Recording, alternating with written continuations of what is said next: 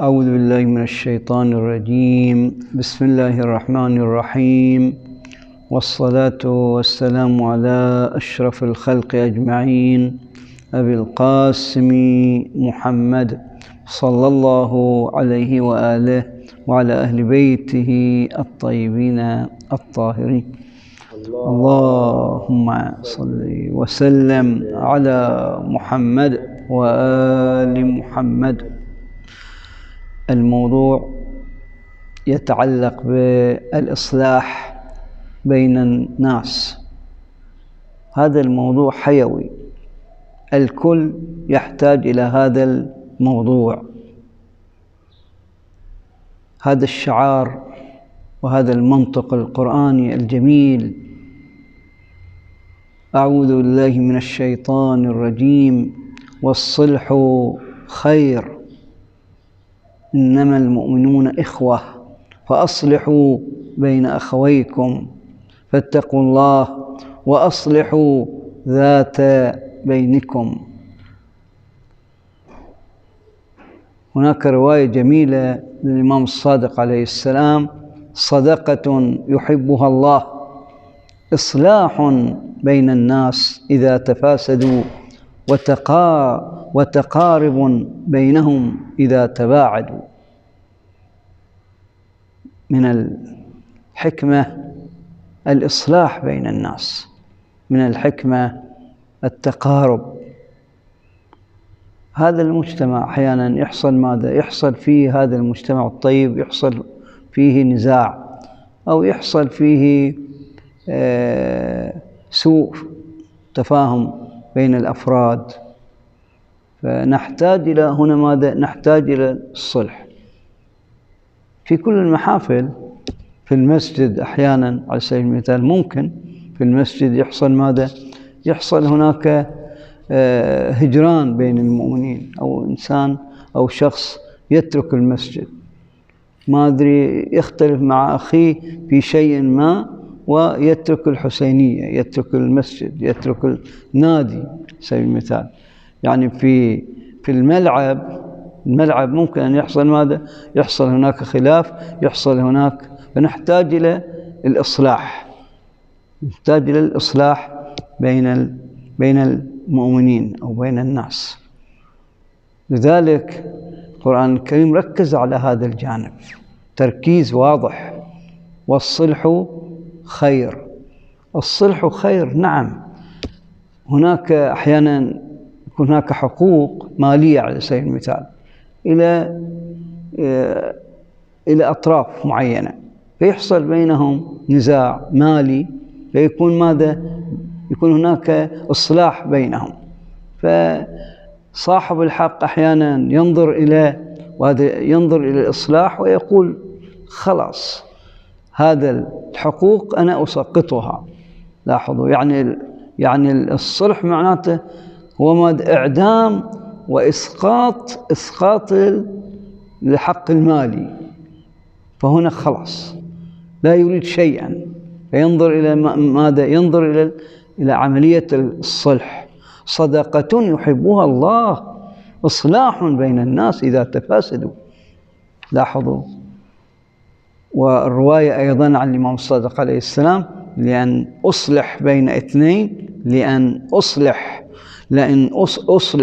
اثنين أحب إلي من أن أتصدق بدينارين. لاحظوا، أحب إلي من أن أتصدق بدينارين. إذا رأيت بين اثنين من شيعتنا، مضمون الرواية الإمام الصادق عليه السلام: إذا رأيت بين اثنين من شيعتنا منازعة، ماذا تحاول؟ معنى الرواية أن تصلح، أنه بالمال. الإمام الصادق عليه السلام يعني يشير أنه أنا أعطي شخص مال. ليش؟ لماذا؟ لكي يقوم بحل النزاع بالمال. لاحظوا، أحيانا الإنسان يقول: لا، هذا ليس مهم. المفترض المؤمن يبحث عن وين النزاع بين المؤمنين، يحاول أن يصلح. أحيانا يشوف هناك أو يلاحظ هناك هجران، مؤمن يهجر أخاه المؤمن، ولكن ليس هناك حس إلى هذه المسألة. لا أحد يتعرض إلى الصلح ويتعب نفسه ويذهب إلى الطرف الآخر ويقرب وجهات النظر. هذا المفترض أن يكون بين المؤمنين في المسجد على سبيل المثال، وهكذا. فالتنافر ليس جيد، بل الخصومة الدائمة هذه مشكلة. لماذا الخصومة تستمر سنين بلا إصلاح؟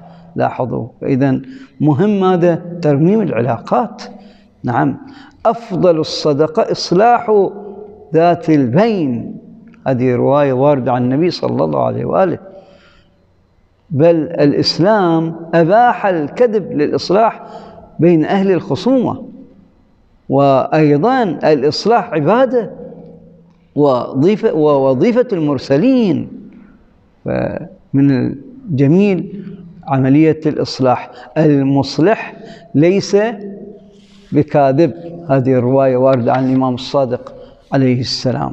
فلا جناح عليهما أن يصلحا بينهما صلحا. هنا ماذا يكون؟ الصلح بين الزوج وزوجته، يكون هناك إصلاح. أحد العلماء في المنطقة العلامة الشيخ علي بن يحيى رضوان الله تعالى عليه، عنده ميزة. الذي يطلق يقوم بعملية الطلاق كان يجيه ويقول له: شوف، أنا أعطيك ماذا؟ إذا أصلحت أعطيك مال أكثر من ماذا؟ من أن يعني تحصل على هذا المال في حالة الطلاق.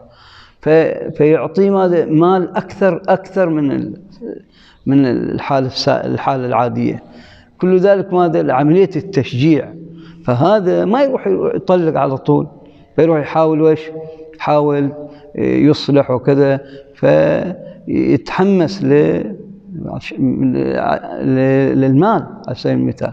فهنا فيه تحفيز من هذا الشيخ رضوان الله تعالى عليه.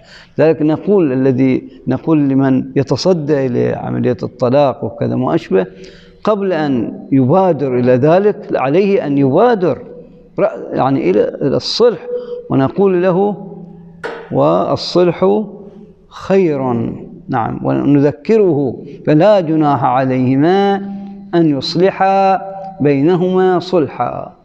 والحمد لله رب العالمين، وصلى الله على محمد وآله الطاهرين. اللهم صل وسلم على محمد وآل محمد.